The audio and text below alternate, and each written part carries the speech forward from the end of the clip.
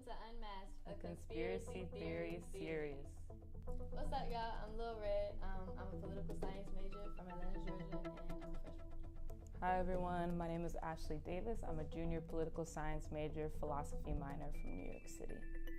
I read a couple articles online about the Pierre Laffont Plaza and how he basically designed the city. He was a Freemason, and he basically designed the layout of the city into like a pentagon type thing that points to the White House at the top of it. What I know about Pierre Laffont is also that he designed the Capitol here in Washington, D.C.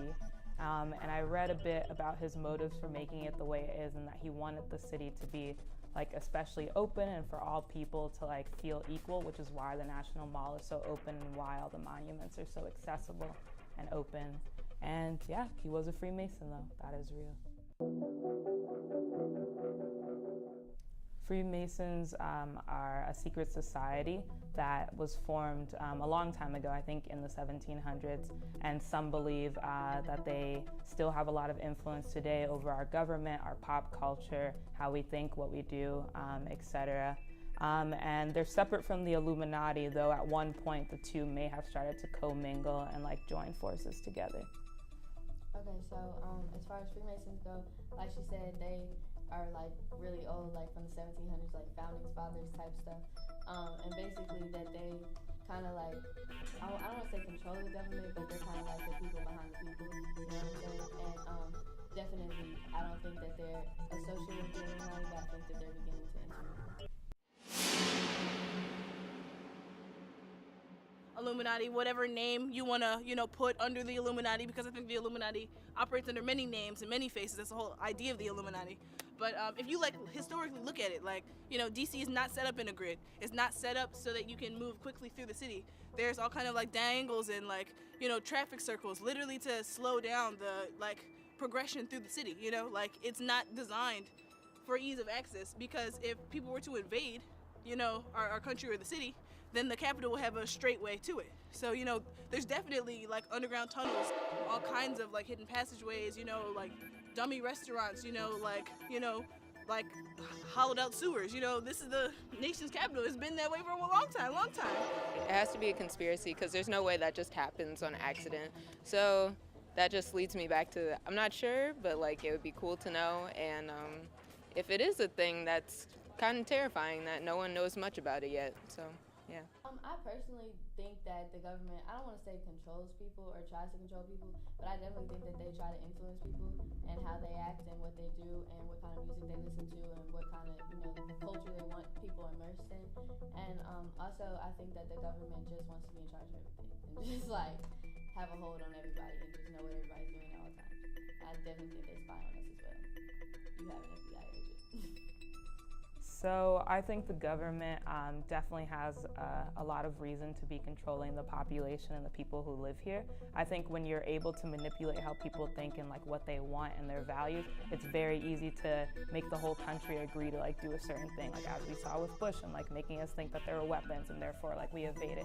So I think when you are able to confuse the public or make them believe what you want them to believe, it's very easy to push your own agendas forward. So I definitely think if there probably is a secret society, but I definitely think if there is a secret society behind the scenes, it's definitely very valuable to be we're gonna make the whole population think this thing so we can get through our specific agenda.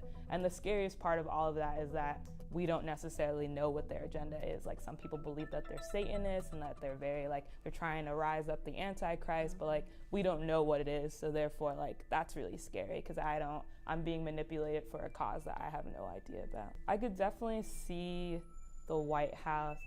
So one of the articles I was reading said that they believe that the White House is in the most top point of the pentagram, because that's the place where Satan has control, the White House, and Satan can control the president.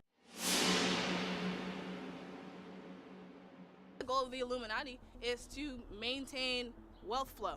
I think that the idea of capitalism, of patriarchy, of hegemony, of oligarchy, it has to be maintained, and if you are not working through these back secret channels, then you can't move as freely. There's nothing like the veil of darkness, hiding in plain shadow, you know? So I think that the goal of the Illuminati is to maintain the status quo, you know, to keep everything flowing, to keep people in line. I think that it exists to make sure that power begets power. Definitely see Trump being connected to like some type of Satanist stuff or like because our best interest is just not on his mind. Definitely, and then when you think about that, and then you think about that Simpsons episode that was like in the 90s, and that came out like a minute ago, and then now he's president, and like that could definitely be associated with the Illuminati or with whatever secret society is running the government, and then that could be some kind of like proof that there's some Satan stuff going on. Somebody's got to be in charge of that. And it's obviously not God, because God would be doing good stuff. Exactly. So that's... The Simpsons stuff is definitely crazy. It's wild how much stuff they've been able to predict. And I don't think it's coincidence. I think somebody is behind the scenes making that happen. Yeah, someone is connected and knows something that we don't know, the rest of us don't know. And those are my thoughts. I don't think that the Illuminati is solely negative, but I do think that their agenda or whatever they're trying to push from behind the scenes might be different or conflict with my personal morals or something like that. Yeah. I feel like any organization who tries to manipulate people, no matter what their wants are, by itself that's shady and wrong, because people should be able to think for their own, have their own ideas, and like do what they want to do. I definitely agree with you though that it could be good in some respects. Like when I think about or when I read about conspiracy theories about UFOs or like us having contacts with aliens and like them being here, I definitely think if a president came up and he were like, hey guys, just letting you know there are aliens, they're out there, everyone's gonna go crazy. Everyone's gonna freak out and be like, are they coming to kill us? Like what's going on? Yeah. So I definitely get that certain things do have to be kept under wrap just because like the public can't handle a lot, and I do understand that. But the fact that it's been their organization and what they stand for has been secret for so many years doesn't make sense. And then at the same time, not even the big ones like, you know, aliens existing, but even small stuff. Well, this is not small, but like Martin Luther King's assassination. Like I definitely believe that the feds had something to do with that. And you see that a lot. Being at an HBCU, I'm just going to speak on the fact that like black people in general, when we try to rise up, they shoot us down every time.